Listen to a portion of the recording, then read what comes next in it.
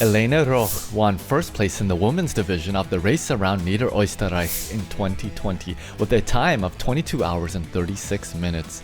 The beautiful 600 kilometer or roughly 373 mile course took racers through Lower Austria, one of the 9 states of Austria, climbing 6,000 meters or almost 20,000 feet. Elena had not planned to ride RAN as her first ultra race ever, but after watching the Race Around Austria, she just fell in love with the atmosphere and decided to spontaneously try to simply finish RAN. Elena has also completed the Ötztaler Radmarathon. It's 230 kilometers with 5,000 meters of climbing. That's 143 miles and 16,404 feet. That was in 2018 and 2019. I'm your host, Justin Too. Let's roll.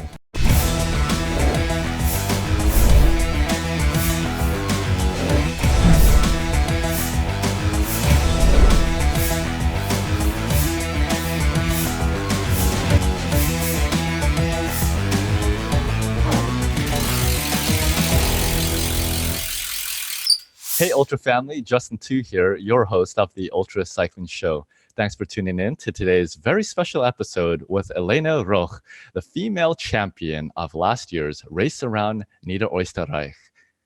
Elena, thanks for joining me on the show today. Hi, Justin. Thanks for the invitation. It's an honor to talk to you today. Yeah, I'm really excited to learn from you about how that race went. Now, the overall winner and the male champion was Christoph Strasser, our now co-host of the show. I wish he could have actually interviewed you. It probably would have been more interesting, but I count it as a privilege to have the opportunity to speak with you and to get the inside scoop of the race, the course, how you fared. It was your first real ultra distance race, right? Yeah, it was. Very exciting. And how old are you, Elena? I'm 27. Wow, incredible. I think even just at that young age to be doing all the ultra events that you are signing up for nowadays, it's pretty impressive. And I think it's great as a pioneering role model and figure for female ultra athletes as well. Now, we've had many strong ones on the show, and so I look forward to following your journey forward. But before then, let's start with the sprint round of questions, series of questions to get to know you in a fun way, in a nutshell. So, Elena, we know that RAN, the Race Around Niederösterreich, was your first ultra event, but when did you start riding bicycles? So I bought my very first road bike in 2014, but I only did really short distances with that one. And then I lived abroad 2015 and 2016, so I didn't do any cycling there. And then in 2017, I did around 2,000 kilometers. And then in the end of that year, decided to do a longer race and then started training more. Wow, what incredible progression. And I'm really curious to find out as we get going, what on earth you were thinking when you signed up for RAN. I mean, I don't know if you just I don't know. night out and drank much wine or something. Probably. Okay. So your first ultra event was RAN, Race Around Niederösterreich. That was 2020. Would you consider that you started ultracycling in 2020 then? Yeah, I only did one longer ride before, it was around 500 kilometers, but I only did that on my own just for fun. And I did a few breaks in between, not longer ones, but I'd never done a race before around. Okay, amazing. But 500 kilometers, that's still about 320 miles. So that's actually not a short distance at all. Now you have sent through a variety of wonderful photos. Of course, these top ones, we could see Race Around Niederösterreich. They have great event production there, branding, variety of other nice photos. Now this one, tell us about this. No, that was, I think in 2015. That was when I bought my very first road bike. And together with my boyfriend, I cycled from Passau to Vienna, which is a quite popular route along the Danube cycle path. And I don't know what I was thinking at that point, because I hadn't done longer rides. I think the longest ride I had done at that time was around 50 kilometers. But we really wanted to do that in one day, and so we just gave it a go, and somehow it worked out. But it was really bad afterwards. I can imagine. Well, it definitely sounds like something in your mind is prime for ultracycling, and seems like perhaps it's just a natural thing for you. So glad to see you in your element now. And you could see my styling was really on point there. Yes. Is this your boyfriend here? Yeah, that was when we did the 500 kilometer one. Nice. Wow. So he is quite the cyclist himself then as well. Yeah, I think we're pretty lucky that we both enjoy like riding longer distances, and so we can spend a lot of time together on the bike, which is pretty cool. Yeah. No better way to enjoy each other's company, but by on a grand adventure together, struggling together, and triumphing together as well, right? So looking forward to discussing more of those photos in detail as we get going. But back to the sprint round, wondering how many bicycles do you currently own, Elena? As of yesterday, I own 5. Wow. So I still have my very first road bike. I turned it into a cyclocross bike, put on other tires, but I don't use that one very often anymore. Then I have 2 road bikes, a climbing bike, and my Bianchi, which I got as a present last year for my birthday. Wow. And then I have a mountain bike, and like yesterday, my very first time trial bike arrived. Oh, I that is couldn't resist. exciting. Yeah, Can't wait to see a photo of that. You'll have to send it through and we'll add it into the video. That's I really will. exciting, Elena. Geez, getting serious. Going for a Can't world wait record or something? to try it. Now, here's your Bianchi that you were riding in the race around Niederösterreich. She's a beauty. Well, does she have a name? No, actually, No she name? doesn't. All No. right, unnamed. Still yet to be decided. But very nice Let's bike. go for the one. And I see it has disc brakes on it, so it's one of the newer versions, right? Yeah, That's it's wonderful. the Aria one, Yeah, the very model. nice. I've eyed Bianchi myself, but I ended up going with a specialized Roubaix for the comfort. I like the Bianchi also. I think they just didn't have my size at the time, and then it kind of worked out, so I ended up with the specialized. But I know many riders who have been using Bianchi, including, of course, Shauna Hogan. They call her the queen of ultracycling. I'm looking forward to Cool. having her on the show someday. But Elena, what's your favorite bicycle? You have 5 of them now, and okay, to be fair to the time trial bike, you've only gotten it yesterday, so you haven't had a chance to really fall in love with it. Which one would you say is your favorite?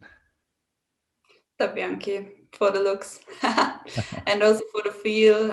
The Scott doesn't have disc brakes, and that's a really nice feeling going downhill, especially in bad weather. Oh yeah, yeah. I love that. Yeah. Definitely. I couldn't agree more. I love having disc brakes as well. Okay, which of the bicycles do you ride the most? Is it the Bianchi? Yeah. Right now, well, in winter, I only ride the Scott because I am afraid of the frame of the Bianchi because of all the stones and everything on the road. Now in winter, but in summertime, I mostly ride the Bianchi. Okay, cool. No, that's good. I'm glad you're taking good care of your Bianchi. She's a beauty. Okay, what size tire do you prefer to use, and what tire pressure do you like running them at? I use a 25, millimeter tire. Mhm. And I put in around 7 bar, more or less. But I heard that you're pretty precise about the pressure. I don't know so much about it, to be honest. Well, okay, Christoph Strasser was saying that in the interview where he interviewed me, episode 50. Now, I don't know if it's a matter of me being precise or as you've heard, he's not precise. So 7 bars, doing a quick conversion, that's about 101.5 PSI for us. And so actually we're quite close. Wow. So one day I could be just as fast as you and win ran maybe?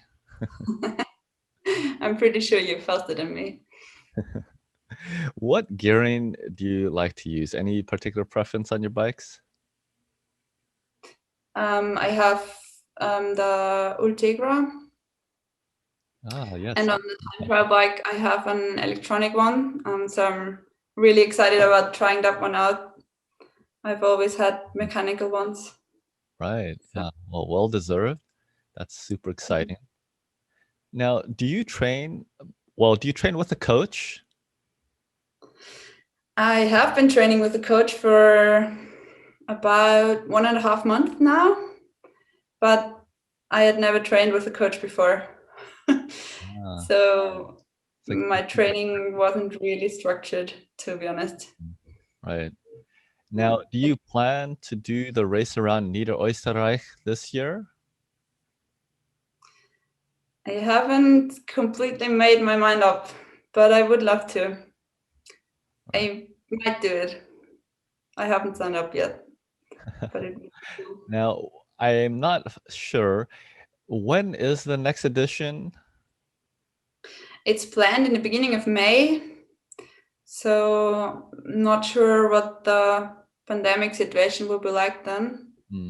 Right. But I think it has quite good chances because of the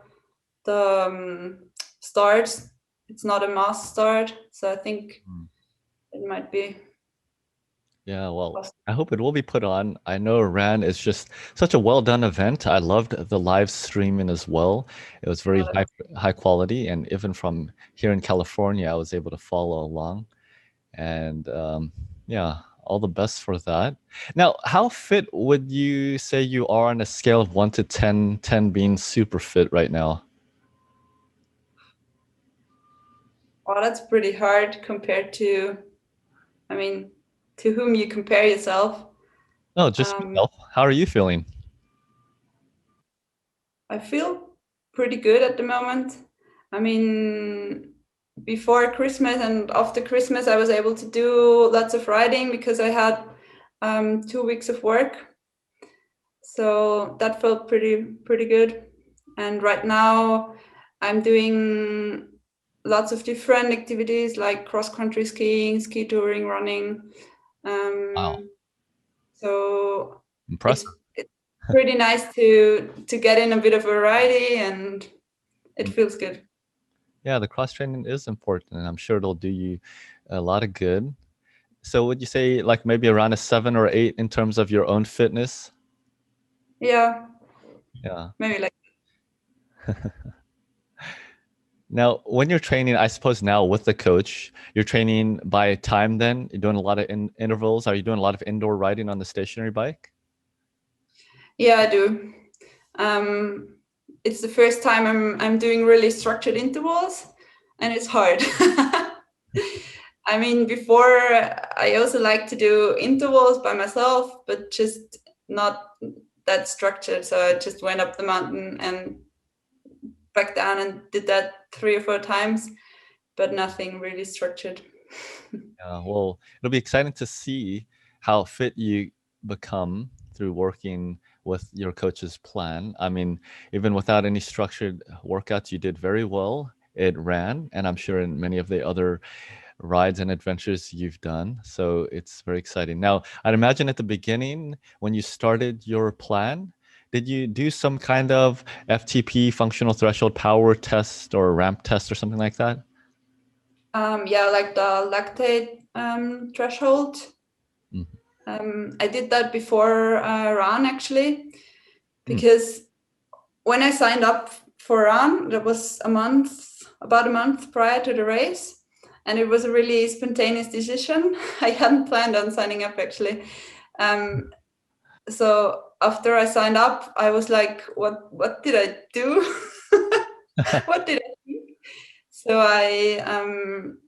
I ordered a power meter because I didn't have one before that. And then I did a performance test just before Run to just know my lactate threshold, like the level. And that was the last time I had done a performance test. Okay, very cool. So that's exciting. You were taking things very seriously there. And you were talking about the lactate threshold. I was asking about the power threshold, essentially. Have you done a power test? Do you know what your numbers are there? It was like 245 watts at the end of summer. But I'm not sure right now. Yeah, so it sounds like you're quite a strong rider, and it'll only get better from there, given that you're doing a lot of structured training now. So, going, Elena. Okay, so on the bike, what's your favorite ride snack? What do you like eating when you're riding and racing? So when it's really hot, I sometimes really crave some kind of drink, like cold drink, like vanilla milk or chocolate milk or something like that. And other than that, I like savory stuff more. So not like a whole lot of sweet muesli bars. I can't eat that after a few anymore. So maybe sometimes I make some muesli bars myself, or some kind of couscous balls that I can take with me, or something like that. Oh, wow. Sounds good. So are you a gourmet chef? Not really, no. I'm not sure you would want to eat my ride snacks. Put something Sounds good and go for that. Now, after a hard, long ride, like say ran, what's your favorite post-ride meal? Like, what do you look forward to eating? Maybe you're thinking about it as you're coming into the finishing stretch, you know, something you're craving. Some pasta, a big plate of pasta. Yum. Now, what do you like having on it? A specific sauce? Any kinds of toppings like meats or cheeses? Maybe just some kind of tomato sauce and cheese or anything like that. Sounds good. Okay. Do you prefer climbs, descents, rollers, or flats? Oh, I love climbs. Just that, like the challenge going uphill, and then the view that you get when at the top, or also during the climb, and then just being at the top and descending as well. Right. So I really prefer climbs, that part. I feel the same way. So we'll have to go do a climb together someday. Now, what is one of your favorite climbs, perhaps in the Austria area or anywhere else? In Austria, the Großglockner is a great climb. That's the highest mountain in Austria. And you have a very popular pass route onto that one, which gives you really pretty views. And apart from that, I love many mountain passes in Italy. There are such beautiful ones, like in the South Tyrol area and a bit further south. Yeah, no, sounds good. Philip Keider, episode 23, he also did RAN, came just behind Christoph Strasser, and he was talking all about that tallest mountain there in Austria. Say it one more time again. I'm not that confident to say it myself. It's called Großglockner. Oh, wow. I'm not even going to attempt that one. I think I need a few more hours of practice before I'll publicly attempt that one. Now, you talked about going downhill, And on your beautiful Bianchi, you have disc brakes now. So I'm wondering, what is your fastest that you've ever gone down a hill? I think it's around 96 kilometers per hour, somewhere around there. All right. So just about 60 miles per hour for us here in the States. So that's a fast speed. I know I was doing an outdoor ride just the other day and I hit about, I think it was 48 miles per hour, and I was starting to get a little jittery, you know. Yeah, me too when I go fast, but it's a great feeling at the same time. Yeah, definitely, especially in a nice long non-technical descent. Mhm. Definitely a lot of fun. Okay, when do you enjoy riding the most, Elena? During the fall, the winter, the spring, or the summertime? I love the spring and the fall because of the temperatures and the smells that you get and like the leaves changing and everything. I don't like summer too much, especially during the daytime, because when it's warmer than 30 degrees, I don't enjoy riding anymore. And winter, it can be nice as long as the roads are not icy and as long as it's not really, really cold. Yeah, good points. Now, you said you prefer not riding when it's above 30 degrees Celsius, which is about 86 Fahrenheit. That sounds like a really nice day of riding for me. Well, I'm really jealous of people that can ride with temperatures over 30, 35, because I feel like all my energy levels are going down like really fast.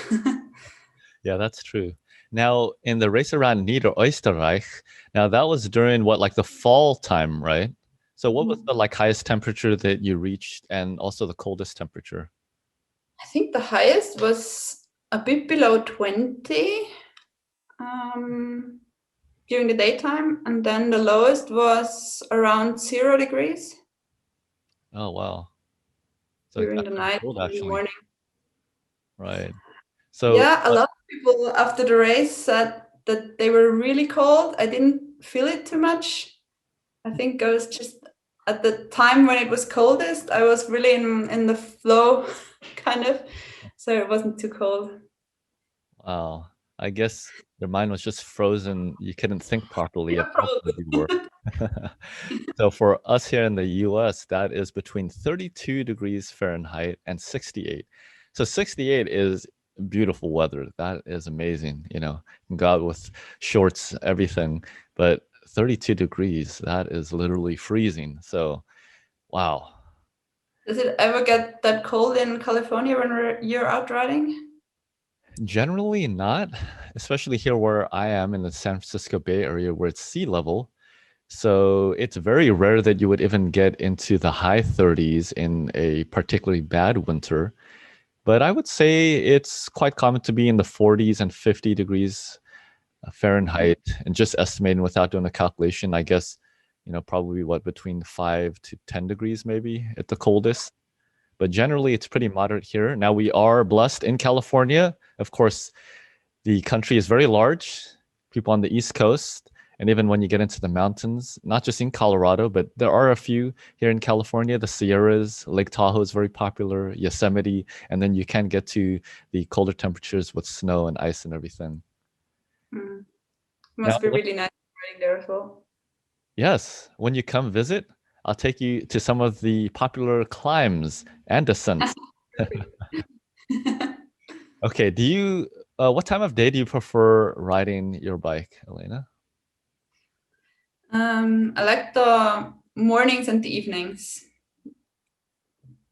The evenings because I'm actually not such a morning person, so it's really hard for me to get up early in the morning. But on the other hand, it's such a great feeling when you have done your training already before work, and also there are not so many cars out on the road in the morning, which I really enjoy. And so Mm. I've So come true. to enjoy mornings more during the last years. Right. Yeah, makes good sense. It is perhaps a discipline of being an athlete. It is difficult, and especially if you're working. So you are. So I'm wondering, what time do you typically ride then if you're riding in the morning time? Maybe in summertime around 5:30, 6. Oh, yeah, that's nice and early. Yeah. Okay, Elena. So you've done the race around Niederösterreich, and you've done a variety of other fairly long distances and up to 500 kilometers as well. What do you think so far? Does ultracycling require more physical or mental strength and training? Um, I think probably as you get to a more advanced level for elite riders, for example, it's probably like Christoph Strasser always says, more about the physical part.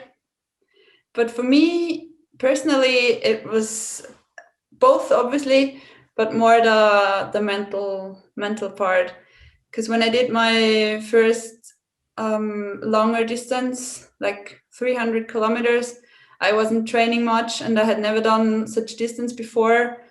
And everything hurt and I was so sore in all parts of my body, like before even reaching about 100K. And I think without the mental ability, or yeah, I couldn't have finished. And if you know your why you're doing something and you just really want to reach something, then I think a lot more is possible than just with the physical ability. Yeah, well said. As an amateur rider myself, I would agree that, perhaps at the elite levels, the physical aspect is really where you're going to get a lot of your edge. Because typically, to even make it there, you already have some mental strength to get to that point to do the training. But for us rookies, it is really more about, I think, experience and just getting our minds wrapped around what certain distances are, the feelings, the pain, the discomfort, and overcoming that. But I must say, it is encouraging that it is possible to train ourselves mentally. And I'm sure, as you've already seen in accomplishing RAN, especially winning it, that must do a lot for you mentally. And it makes it easier, perhaps, I don't know, actually, to sign up for it again.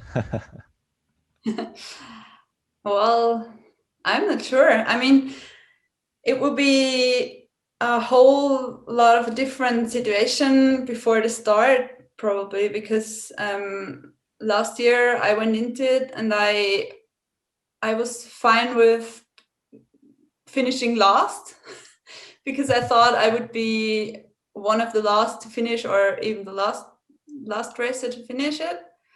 And I was fine with that because I just wanted to stay in like before the cutoff time of 30 hours. And so this year, if I sign up again, I'm not sure what I would expect from myself in comparison to last year. So I guess it would make it difficult as the defending champion. So, different kind of weight. sure. Okay. One other question here in the sprint round. When you think of ultracycling, who pops into your mind? So my big role models during the last years were Christoph Strasser and Alexandra Meixner. She is an Austrian ultracyclist as well. She has also finished the Race Across America, and she's a record holder of several, I think, ultra triathlons. So I've followed these two riders during the last years. Yeah, mostly. you're lucky to have such amazing inspirations there in your home country of Austria. And of course, I always wonder, between Austria and the bordering country of Slovenia, what's in the water over there that's making you all so strong? Now, Alexander was not racing RAN this year, but I do think I saw her in the live stream, right? I think she was given some talk on there with some of the hosts? I think she lives in a village next to Weitra or somewhere really close. And as she finished and won the run last year, she was there, and it was really cool. I saw her from the corner of my eye at the starting line, that she was standing at like next to the start and cheering, and that gave me a real push when I started. It was pretty cool. Oh, I can imagine. That's amazing. And then, of course, at the finish line, you were with Christoph on the stage. And I do have an image here from social media on Facebook. Here's a great image of both of you and two graphics. And of course, there are many others here. It was just, again, a very well done event. Now, this photo here, I guess, is when you're rolling into the finish line, right? Yeah. Very cool. When you look pretty happy to be finished, I suppose. That's on the finishing stage. So time of 22 hours, 36 minutes. Very impressive. First place, of course, for the females. Accepting your award there. Pretty happy. Now, looking here at the RAN website, so we could see there was live tracking. Of course, there was a live stream.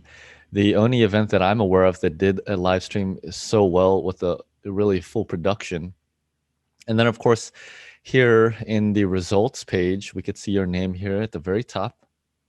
Solo woman is what I'm guessing this translates to. How do you say that word? Weiblich. Weiblich. Something like that. Okay, awesome. So it looks like there you are, first place. And in fact, quite a distance from Bianca, actually. Was it a close race? I mean, out there on the road, did you see her at all? Did you guys ever change places? It was really close, I was told afterwards, because the funny thing is that I told my team in the pace car that I didn't want to know where the other girls are before I started, because I was so sure that everyone would overtake me. So I thought, well, I don't really care where the others are. I just want to finish myself. And I know Bianca from other races. She's a really strong and really inspirational rider. And just about, I think, a bit more than a month before the Race Around Niederösterreich, she had finished Race Around Austria in a two-person team together with her husband. So that was pretty cool. And so I was sure that she would overtake me. I think she was on a time trial bike and in the long flat part. So my team also never told me where the other girls are. And we actually never changed places. I think Bianca started half an hour after me, like the starting time when she left Weitra. Right. That is an important thing to note for viewers. So you as solo racers are having a staggered start. So you're not all starting at the same time. So, I mean, in terms of figuring out if you're ahead or behind, you really have to do some calculations, right? Yeah. And talking about your crew, is this them? Yeah. Awesome. Who do we have here? My sister on the right. And then my boyfriend next to me and a friend. That is so cool. Dream team. And really, is this your follow vehicle here? Yeah. Wow, very nice. Geez, that's a nice big follow vehicle. It seems like you could take a sleep break in there.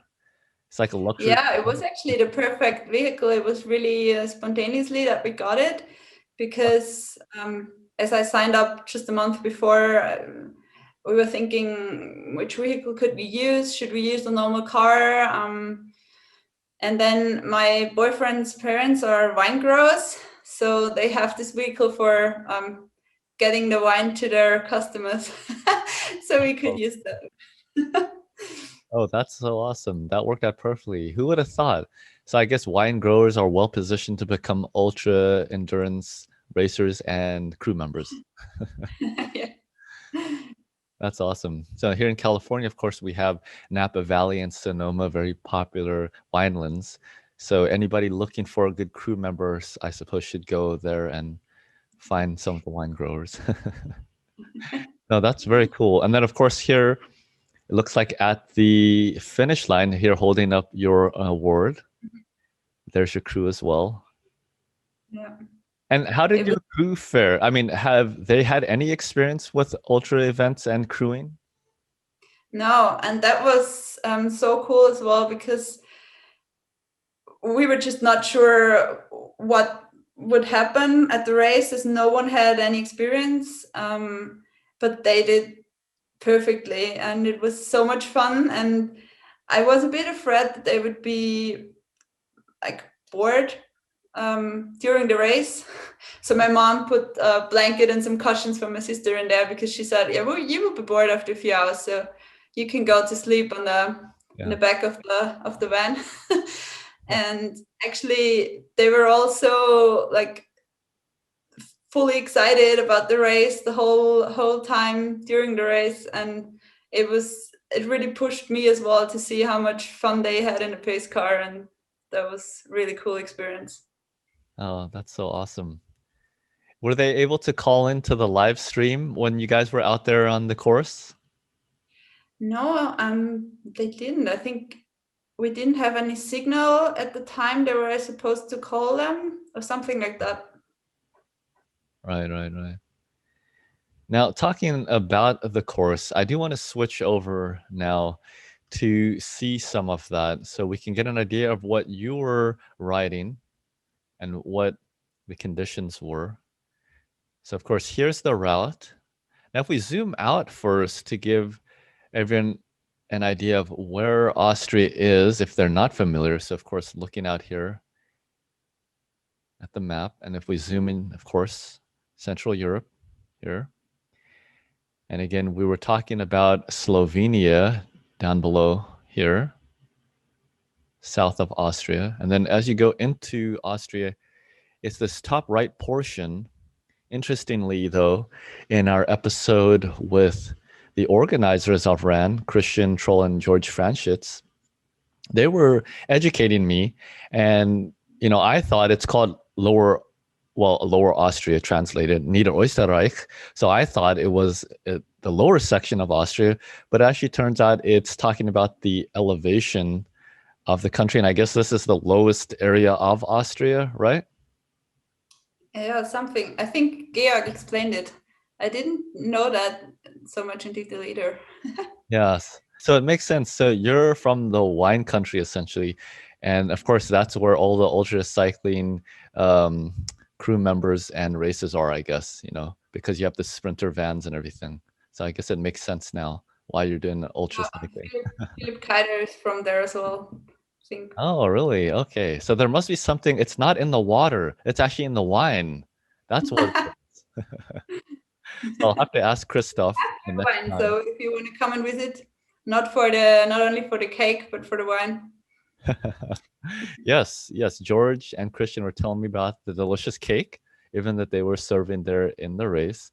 But good to know. I'll have to ask Christoph Strasser on the next time we're on an episode together if he's drinking the wine there also. And maybe that's how he has won Ram 6 times.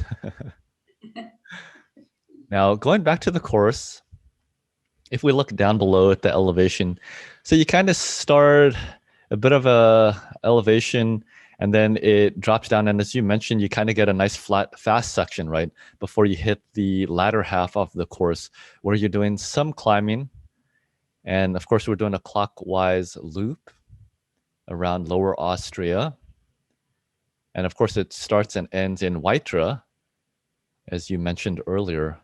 So just kind of looking at the course and trying to think back again on your race.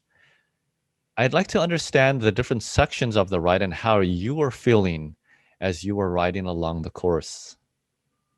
Mm-hmm. So the first 100 kilometers they're pretty hilly, and I felt great. The weather was great, and after 2 or 3 hours, I think the sun was setting. It was a really pretty sunset, and the legs still felt really fresh. So that really felt really good. Then after 100 kilometers, the flat section started, and that's the area where, because I'm from the Wine Quarter, like I said, and my hometown is about 15, 20 kilometers from where the route passed by. So many of my friends and my family came to cheer at me at different parts of the route. So from kilometer 100 till 150, more or less. Every few kilometers, there were people at the side of the road cheering at me. So that was amazing. That was really motivating. And then it was dark at the time already, and then the night started. And I felt pretty good during the flat part. I hadn't thought that I would feel that good, and we didn't need a break till I think after 250 kilometers, more or less, which was pretty cool. And then the climbing started, and I reached Semmering, which is I'm not sure, I think a time station. The second time station was there, somewhere around there. But you had to stop for a little interview and for some cake there after the first climb. And the sun was rising there, and I got really into the flow, which I was talking about before, where it was really cold, but it was just amazing. The climbing there, the landscape is really pretty there, and I felt great. And then you go on, and then you cross the Danube again, and then the last 80, I think it's like 80 kilometers. It's a lot of hills, so it doesn't look like it, but it's going up and down all the time like that. And it was pretty exhausting, the last hours. But it was only the last 150 kilometers that I knew that I was leading, because as I told you before, I told my team not to tell me where I'm at. And then 150 kilometers before the end, Georg actually called my team in the pace car, Georg Kronschitz, and he told them that I was leading. And they couldn't believe it. And then they were like, well, now there's only one gas now, full power. And so I pushed through. Amazing. Well done. And then, of course, you had a stellar performance, first place, beating out your competitors. And you had a very strong ride, in fact. And I mean, even looking here at the results page again. So, of course, you were the first female finisher. And we can see Christoph Strasser won both overall in the time, but also for the men. And then Philip Keider, who we had on the show, was second behind him. Very close to race there as well. But as we look at the roster, so some 45 racers in the male division, and looking at the finishing times here, it appears that even yourself, I mean, do you know what your position was overall without us doing a calculation here? It looks like you were somewhere in the top, 15, 16, 17 or so, somewhere here. So out of about 50 races, you did very, very well, both male and female. And so I'm very impressed. To give people an idea and a context for how fast you were going and what a strong performance you did have. Of course, the route is some 600 kilometers, which is 372.47 miles. So it's almost what we might consider here, especially in California, a quadruple century. And 33,000, almost 34,000 feet of elevation gain, a lot of climbing. So it wasn't an easy ride by any measure. Yet you were able to do it as your first ultra event, which I think is a very long distance to be a person's first ultra race. But you were able to do it, and not only did you finish, and as you said, you thought perhaps you would come in one of the last positions, but in fact you came in the first position. So very well done, of course, and congratulations. A Thank you. well-deserved victory, and I'm sure you must feel very proud. I'm curious to know, Elena, what was the most difficult part for you in the almost 23 hours of riding on the saddle? Good question. One difficult part was just before the flat part ended. I was really looking forward to the climb already. And you had to go through this one town which is called Wiener Neustadt. And there is one straight road, and you can see, I don't know, it felt like 500. I think it's like 15 traffic lights. Wow. And it was, I think, 4 a.m. So there was no traffic at all, but all the traffic lights were red. And Oh my goodness. one turned green, I went on, and then you could see the next traffic light turning red again. And you had to stop again and again and again. Although there was no traffic. That was exhausting. And then the second part, which felt really hard, was I think that was maybe 100 kilometers before the finish. I had my like the intercom, the headset. Mm-hmm. Is that the right word in English? Exactly. Yeah, okay. So I had it like that, and after a break, I couldn't find it anymore, so I couldn't speak anymore. And I heard the people in the pace car still talk to me, and my sister was like, it's gone, leave it. And so I thought, well, damn, I somehow lost it. And it felt really annoying that I couldn't talk to them anymore. I heard them talk to me, but I couldn't answer and I couldn't ask any questions. And after an hour, we stopped again, and my boyfriend was like, "Are you okay? Are you really tired? Can you go on riding?" And I was like, "Of course. Why?" And then they told me that it was just like somewhere there, and my sister thought it was a bee, so she said, "Leave it, it's gone." And it was actually there, and they thought because I didn't speak anymore, I was going crazy, and I couldn't ride anymore.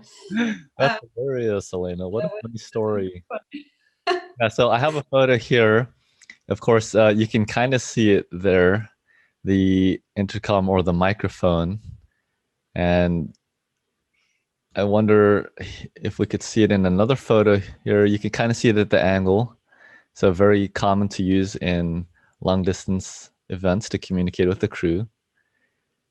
So somehow it just moved, and you weren't sure, you couldn't feel it there, and so that's very funny. Yeah, but you were talking about the traffic lights earlier, and I know that's a common frustration. You know, some events are definitely much more urban or have a lot more lights in them, and it's always a frustration, especially if you're racing, to have to stop at them. And of course, for any event, it should be required to follow the traffic laws just for safety also as well. And so we can understand that. But when you're racing and it could be a close race, it is frustrating and having to slow down. In the run, I heard from other riders that it was the same for them, at least. And I mean, that was the only town, I think, where there were so many traffic lights. Apart from that, it was a really nice route. So Yeah, I can imagine. Now, which is the most scenic section of the course for yourself? Just looking at the map again here. well, for me, it's the part in the south, like where you have that sharp part. Yeah, like over there. That part. Okay, so it looks like it's like in the mountains then, right? This section. And at the time I was riding there, the sun was just rising. It was a beautiful sunrise and a little foggy, and yeah, it was really beautiful. Sounds like the backdrop of an epic adventure to me. Very nice. So, how long after completing the event were you recovered enough to think, okay, I think I could probably do it again, or okay, I'm not crazy after all? I mean, when you signed up, you had no idea what you got yourself into. Like, at which point did you start thinking, either before the race, during the race, or maybe it was after, that you thought, okay, I am sane after all. This is doable. Like, I'm gonna make it. I mean, I never had a really low point during the race, which you sometimes have, right, when you're doing a race or doing a long training ride. I was, I guess, pretty lucky during that day that I never had that. But I never really had the thought of I will make it for sure, because so much can happen, and especially with no experience, if some technical issue occurs, or I don't know, so much that can happen. So I didn't want to expect too much in order to not be frustrated, because I had that in mind that I maybe wouldn't finish. But yeah, I was even happier that it worked out so well in the end. Yeah, I'm sure. And what do your family think of, what you did? Maybe when you first signed up, I mean, were you afraid to tell anyone initially, especially in your family? Not afraid. They know already that I'm a bit crazy, so but they shook their head and were like, well, okay, that's just another crazy idea, so not too surprised. So they're used to your craziness. Now, what do they think now after having won Ran? Well, obviously they were proud, but I think, especially my parents, they always support me in sports, and of course, obviously, other things that I'm doing. So I think they would have been the same proud if I had only finished. So yeah, Beautiful thing. Yeah, and I can relate. My parents have been some of the best crew and supporters for me as well, and it does take teamwork to make the dream work, and makes a big difference. So it's cool, and I'm glad you're able to celebrate together. Now, looking to the future, Elena, I'm wondering, wow, what an incredible way to start your ultra cycling career. Like, it can only get easier from here, I think. What are your future plans? What's on your bucket list? regarding races, I would love to do the Race Around Austria challenge this year. Let's hope it can take place with the pandemic. That's about the same distance as Ron. Oh, okay. Pretty much compared to riding around Lower Austria, it's, I think, riding around Upper Austria. So the whole Race Around Austria is, you ride pretty much around Austria, and that one you ride around Upper Austria. So it's, I think, 560 kilometers, and also a bit more than 6,000 meters of climbing. That would be nice to finish. And apart from that, I'm not sure. The race across Italy would be cool, from what I've heard. Yeah, and you said you really do enjoy some of the climbs out there as well, so that does sound like it would be a dream race to participate in. Now, of course, you have a coach, so you are taking some training seriously. So I could just imagine that you're setting yourself up, whether consciously or perhaps just unknowingly, for some pretty big races, whether it's a super long distance or the distance of Ran or the Race Around Austria challenge. So what do you envision for yourself in the next few years? Do you envision that you will pursue the longer events, like the multi-day events, even including maybe the race across the West or the race across America, whether solo or in a relay team, things of that nature? Or do you think you would prefer staying on the shorter end to give it a faster, harder performance? Good question. I'm not sure. I think it's always great to dream big and to like set big challenges for yourself. I'm not sure if I will ever be able to be on a level that I could ever finish the race across America. But of course, it's like a big Don't sell dream yourself for so. every cyclist, right? You are the RAN champion 2020. Of course you can do it. Wow. I mean, Okay, so let me put it to you this way. Aside from thinking or not if you would be able to or not accomplish a race across America, would you like to do it? it would be a cool experience, like a once in a lifetime experience for sure. Yeah. Yeah. But I also love not racing these like new routes to me, but also just going on bikepacking trips. And I would love to do longer bikepacking trips in the next years, just for myself, just for the experience. So that's No, also a goal. yeah, that sounds nice. There's so much adventure out there to be had and so many ways to enjoy, even on two wheels on your bicycle, and many disciplines even within cycling.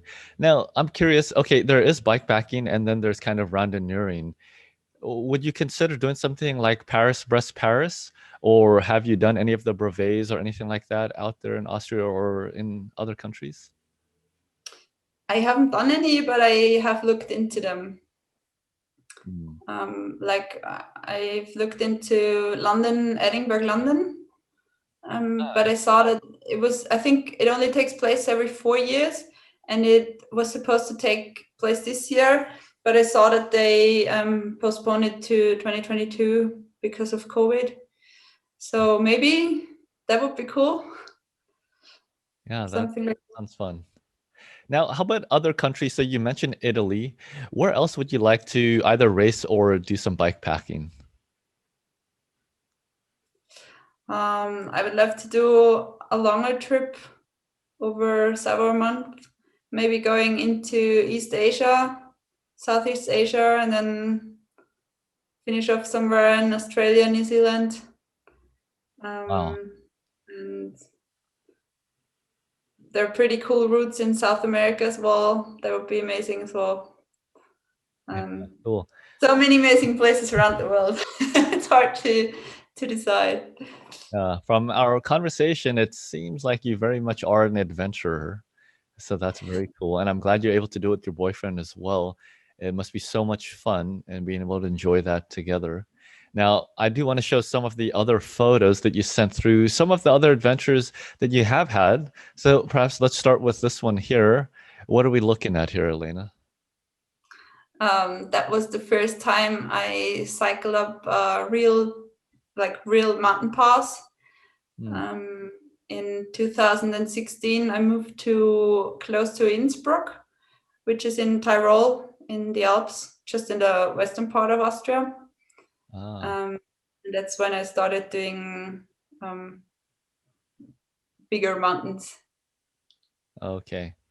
Now, this particular climb, is that saying 2020 meters is the top? Altitude, Okay, right. but it's But like 1,400 meters of climbing. okay, cool. So I think that's around 3 to 4,000 feet, and it's a beautiful view there, snow-capped mountains. It is. And it Okay, felt really hard what the is first this up time. here? That was one of the first races I participated in, just about 90 kilometers long, I think. Oh, wow. I was really happy. Yeah, that looks nice. Very fun. And of course, we saw this photo, the start of your craziness. Now, where is this? It looks beautiful there. That's at the Danube. I can't tell you where exactly. I think it's in Upper Austria, somewhere between Upper Austria and Lower Austria. Yeah, beautiful. Okay, same race as earlier. Now, this photo, you said, was it which, it was a tour you did or bikepacking you did with your boyfriend? Yeah, that was the 500-kilometer tour we did. That was just basically out of a crazy idea because where I live in Tyrol, that's about 500 kilometers driving from the town where I'm from in Lower Austria.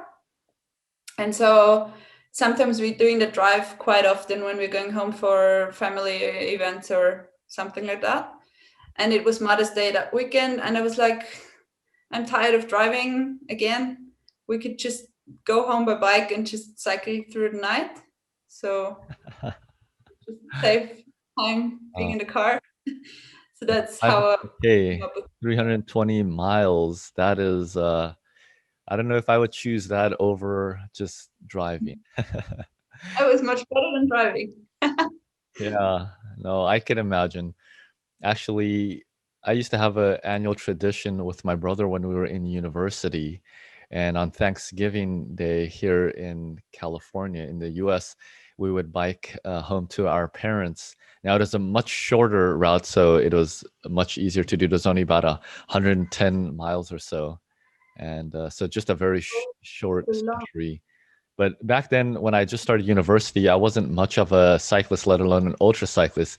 So for me, 100 miles just seemed like such a long distance. Now, of course, it seems like you could do that almost every day when you're in your good form. It's crazy how you can change your limits so quickly, right? Yeah, and it's true. And we were kind of talking about that earlier. And I believe that even in my episode where Christoph had interviewed me, I was kind of reflecting back on my own beginnings, very similar to you, but I would say you started with much longer distances. Of course, in California, we do a lot of 200-mile races, double centuries they're called, and I feel like even at that level, it is quite a challenge, especially if you're riding hard. But it is incredible how you just go from one pedal stroke to the next, 1 mile at a time, and before you know it, you're at the starting line of the race across America. It's pretty cool, yeah. Now here's a wonderful photo, another gorgeous backdrop here. Tell me about what this is. That's in Tyrol as well. Well, basically, that road is still in Italy, in South Tyrol. It's called Timmelsjoch, the mountain pass. And on the top of the pass, you cross the border to Austria. And that was during the Ötztaler Radmarathon. It's a race that takes place every year in Tyrol, and it's pretty popular with the races in Europe. And they have a draw over the starting places you have to apply because so many people want to do it every year. Incredible. And we got a starting place 2 years in a row. That was amazing. You go over 4 mountain passes. So it's quite hard, but it's amazing, like the landscape and everything, and the whole atmosphere at the race is just amazing. Yeah, it almost looks fake looking at this. I mean, first of all, the photograph is very nice, but then also it just looks like a dream, something from a fairy tale, the bicycle fairy tales. I see the snow-capped mountains in the back, nice valley there below, and this beautiful climb. And you're right, you're talking earlier about the gorgeous views that you can see, and I can tell why you enjoy the climbs if you're able to ride these kinds of mountain passes there in Austria. And you also mentioned it's very popular. I could see back there a lot of people, a lot of them, even just here where you are, and a lot of people suffering, it looks like. Whereas Oh yeah, and that is the right? last pass. I think that part where the photo was taken, it's still maybe 300-400 meters of climbing to go out of 5,000. Wow. So you're really suffering at that point. The smile was really faked for the photo. Oh, okay. I understand now. Makes good sense. Good to get the story behind it. But I must say, it's a very well done fake smile there. Very believable. Look good for the photo. Yeah. As I mentioned, if we zoom in here, looking at the people back there, really looks like they're struggling there. Well done. Yeah, I think I hope it's one pretty. day I can visit there as well and bike on this beautiful mountain pass. Yeah, I'll take you there. Oh, wonderful. All right, I'll hold you to that. And you can fill up one of my bottles with some of your famous wine and give me a nice cake that I'll keep in my jersey. Just like if It's anybody perfect saw wine the and cake. yeah, if anyone saw the episode 50 with me and Christoph, I was telling about one of my favorite ride snacks early on in my years as an ultra cyclist, and it was a Subway sandwich, like a deli sandwich, and I would stuff that into my back pocket, and I would nibble on it here and there. So perhaps I could do that again, but with the cake. Not sure how that will work out though. The chocolate cake when it's really hot. Not sure. Okay, beautiful photo. Okay, here's a gorgeous one. I can't tell if this is sunrise or sunset. I think sunrise, maybe. No, that was sunset. That was Oh. at Race Around Niederösterreich as well. Ah, okay. Yeah. Now, was this near Whitra? The reason I asked that, I see that big white building in the back. I know in Whitra there was that big famous castle thing. Is this somewhere? No, but that's not Vitra. That Oh, just looks similar. But you're right. That looks similar. oh, okay, okay. I'm just trying to pretend like I know what I'm talking about, Well, very nice photograph. And there, of course, Arnir Bianchi. Okay, what are we looking at here? Some night riding. That was also Ran. Oh, okay. Nice. Now, was it freezing cold here at this part? People said it was cold, but I didn't feel too cold. And the reason I ask Maybe. is because I see you're not wearing any leg warmers, knee warmers, or anything like that. So, I mean, Yeah. are you just very used to the cold? I don't get too cold on my legs. That's where I don't have to wear that much. If my feet are warm and my hands and my head, then usually I'm fine. Wow, impressive. Okay, here's a cool photo. Where are we here? That's the Zoncolan. It's a really steep pass in Italy. And I was so proud when I got there because that was, as you can see, I had my luggage with me. That was a bikepacking trip Cool. this summer, and we had done around 150 kilometers before getting to that pass. We only had to do that pass and then descend, and then the hotel was in the valley. But it felt so hard, but it's a beautiful. It's a beautiful climb. I felt Yeah, great imagine. at the top. Yeah, it looks like fun. Again, another fake smile there. No, that's a real one. Real one. Okay, maybe if we caught you 100 meters before you got here, still pedaling, maybe then it would be a fake one. But yeah, nice setup you have there. And it looks like, is that your Scott bike? Mhm. Yeah, cool. All right. A lot of people here at this one. Tell me about this event. That's also the Ötztaler Hmm. marathon where we saw the photo of the climb before. Oh, okay. So that's the same event. That's the Nice. finish line. That's fun. Now, I see here on the time, so that's 9 hours, 46 minutes. So what was the distance of this event? It's quite long then. It's 230 kilometers and a bit over 5,000 meters of climbing. Oh, okay. Yeah, that's a lot of climbing.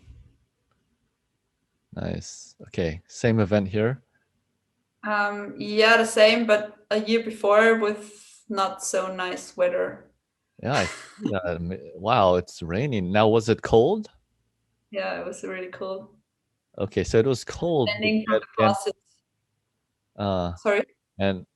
and I see again no leg warmers or anything. So, geez, I guess you really just are okay and resilient in the cold weather. And wow, very impressive. Okay, now was this also from the year before? Yeah. Okay, nice. Wow. Yeah, so you can see it took us an hour longer the year before. Ah, impressive. So you definitely are improving. That's exciting.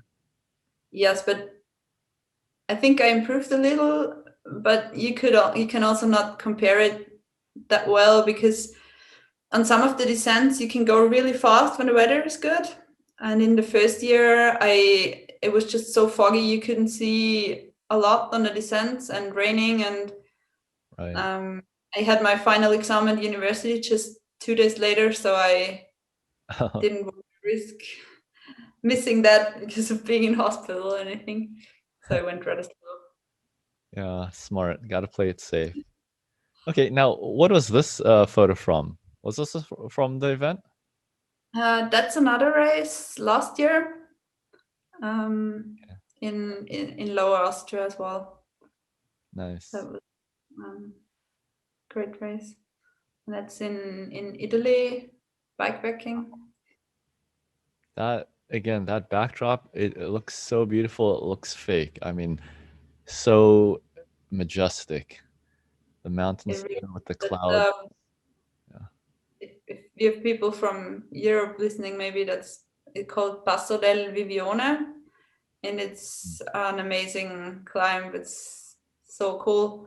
There's nearly no traffic and so beautiful. All right, so here's a very nice That's, bikepacking trip again. that's bikepacking in Switzerland. That's when the weather switched as well. Mm, It was summer, but it was pretty cold. It was a great day as well. mm, very fun. Mhm. Okay, how about this one here? That was one of the first races before doing the Ötztaler, when I started racing. Cool, cool. All right, then of course I got this photo here from Facebook again as a reminder. Champion there next to Christoph, both of you, the male and female champions for RAN 2020. Looking It's a forward to following their pretty cool, results here. Yeah. graphic that Christian, one of the organizers of RAN, created there. It's pretty cool. Right. Now tell me, how did it feel to be, accepting your award and being on stage with Christoph and then also meeting him? I think I had this other photo here, a very, very nice one. I see it was in an article. I mean, he's one of your inspirations and role models. So, I mean, that must have been so cool, right? Yeah, I felt really, really unreal. Really unreal. Um, I knew that he would, that he also participated in RAN before I started. And Mm. so I did have the thought before racing that I could maybe catch him at the finish line and ask him for a photo. But I would have never imagined that we would be standing there with the Austrian flag around our shoulders and having a picture taken of us. So, Yeah, yeah. pretty incredible. Great memory. Well deserved as well. I'm sure there'll be much more of that to come as we follow your journey. Now, Elena, kind of switching gears here as we get towards the end of our time together. I'm wondering what motivates you and drives you. What motivated you to sign up for RAN in the first place, and what motivates you to, have a coach now, keep training. Is it a personal ambition? Is there a certain cause that you ride for? What is driving you forward? Several reasons. I think it's like I just love being on the bike for a really long time and just I feel just free when I'm on the bike, and just this feeling of like we talked before, pushing your limits and you're like extending them, just gives me, and I think many other riders, so much energy and motivation, because you see what you can do and what you can achieve, what you maybe had thought before that you couldn't. And apart from that, I also love to explore these many places, and having a good basis, like good base fitness, gives me the opportunity to do this long distances and to see much more, and that's also a big motivation. Yeah, a lot of great reasons to get out on your bike, and I'm glad to And have also, the Ultra family. I mean, in round, like you showed before, the list of women, it was only 3 women that finished. So I would like to just motivate more women to also participate in sports, because in cycling, and especially ultracycling, there are not many girls. So it's a bit of a shame that Yeah. it's like many girls think that they cannot achieve what men do, and I think it's just not true. It's just the risk that you have to take, that you just sign up or that you just start and you don't have anything to lose. It would be cool to have more girls in there as well. Yeah, I couldn't agree more, Elena. Well said. And I am proud to know that on our show, we've highlighted many women on the show. And all I know from all the years of my ultracycling is there are so many strong ones. You know, the females that do sign up and do start their ultracycling careers, they really push it to the extremes and break a lot of barriers. And it's exciting for me to highlight girls such as yourself, to be able to hear the story, and also to know that, again, you've accomplished a great deal. Even in RAN, you were in the top 15 or so of overall finishers, which is very impressive. So well done. Now there's episode 51 with Lou Gibson, and I think the female viewers would love to watch that episode. It is talking a lot about that, and she is the team manager and one of the riders of the Internationals. They're a group of female cyclists from around the world, and they are promoting and empowering women's cycling. And one of the things that they do with another large group of female cyclists who have been doing it for many years is they ride the full Tour de France route before the event. As we know, there is no female Tour de France equivalent. And so it is exciting to meet you all and to just see all the crazy adventures that you sign up for. And again, how strong you all are. And we know, for example, Shauna Hogan, she has also won in the female solo division of the Race Across America 6 times, I believe, and many other times she has participated. So we look forward to seeing you, Elena, pioneering the way for all the women around the world. Now, as we wrap up here, Elena, I'm wondering, what do you think most people don't realize about ultra cycling now that you're an ultra cyclist yourself? Something that people may not appreciate, something they may not understand or realize? It's a good question. I think probably like all the training that you have to put in on a regular basis, and also like the mental preparation that you have to do for yourself. Well, because people see the result of the race, but they can't even imagine. I mean, obviously, when you don't do that sport and you don't cycle much, I guess you can't imagine how many hours of training and how many kilometers are put into that by the riders. Yeah. It's so true. I think that as well. I mean, honestly, especially when you're training for something like RAN or any of those very long distance events, there really is a lot of training and discipline day in and day out, week after week. And it's amazing what we're able to accomplish. So well done, of course, from one ultra cyclist to another, and everyone viewing, I'm sure, can appreciate what you have achieved and how you've prepared for it. So what are your tips for people wanting to get started with ultra cycling? Anything that might have helped you?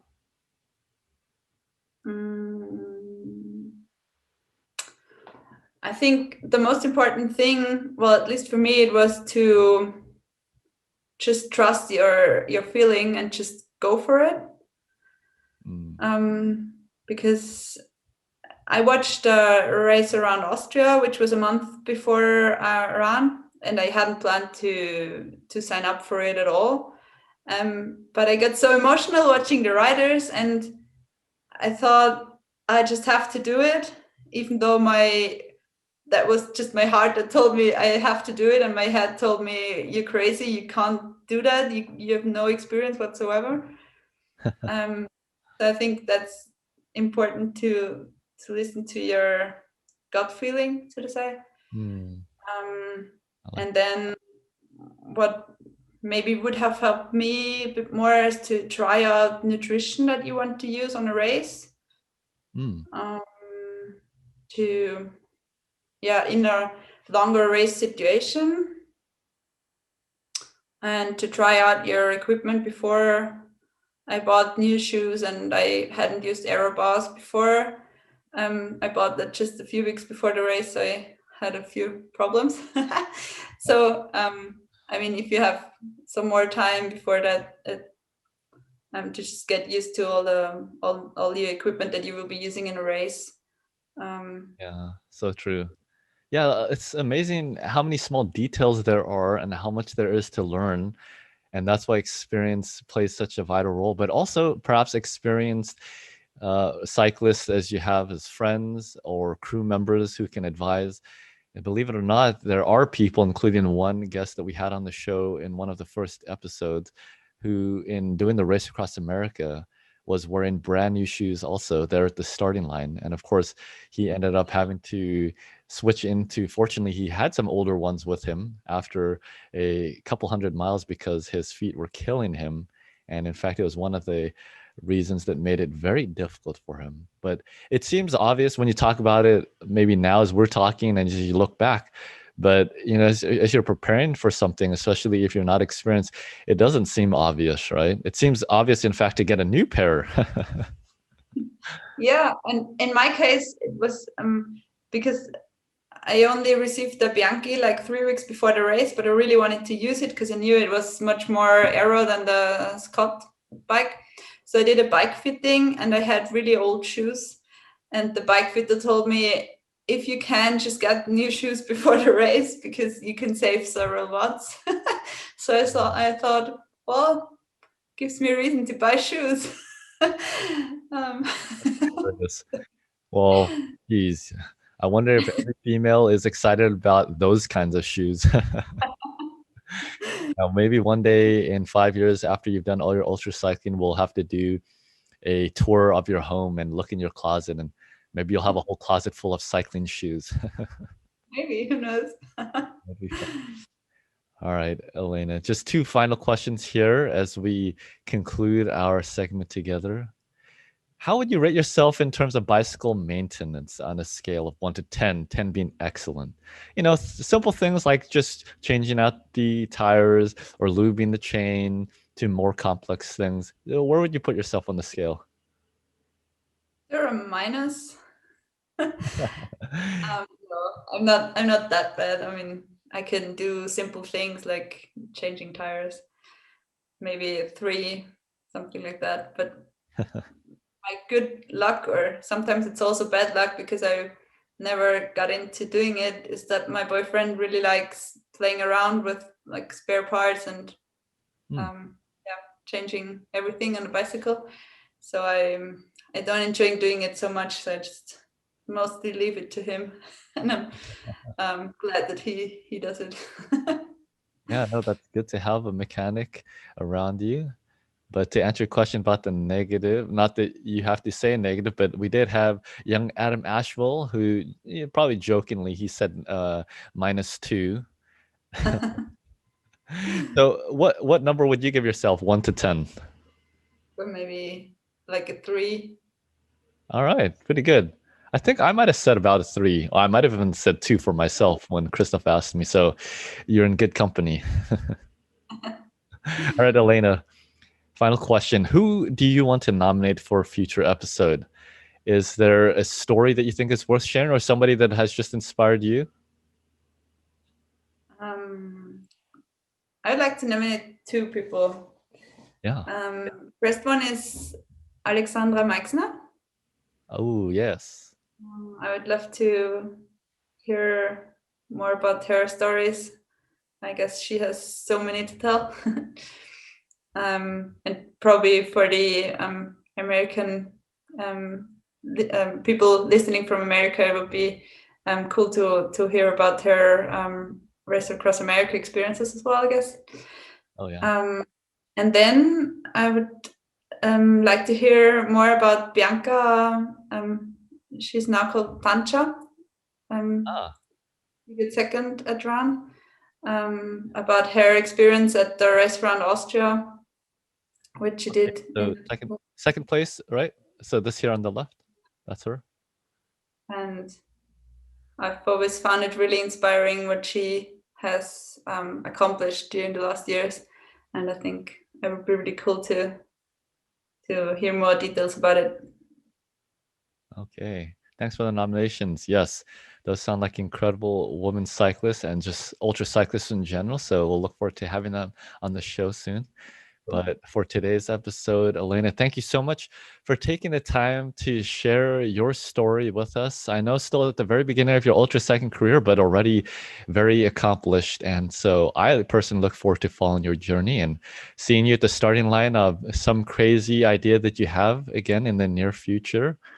And best wishes to you and your boyfriend as you continue your adventures. And I'm sure we'll see you all around the globe. And so I did want to point out to folks that they could follow your journey on social media online, your Facebook page, of course, they could follow you. And of course, on Instagram, Lenny Roch, if I said that right. So is Lenny your nickname? Yeah. Oh, okay. Very nice. Cool. Yeah. Wow. A lot of amazing photos here. Look forward to seeing what else you are up to. So thanks for being on the show again, Elaine. It's been a pleasure, a lot of fun, and Thank you, the craziness Justin. going. It was really great talking to you. I really enjoyed it. Thank you. Thank you. And for everyone watching at home, thanks for tuning in for this great episode, The Race Around Niederösterreich. I hope you could check it out someday, maybe for the cake or for the great views. And I hope that I could visit Elena one day and she could take me to all those famous climbs with the beautiful views and I can give a fake smile myself. And until next episode, everyone, keep spinning ultra.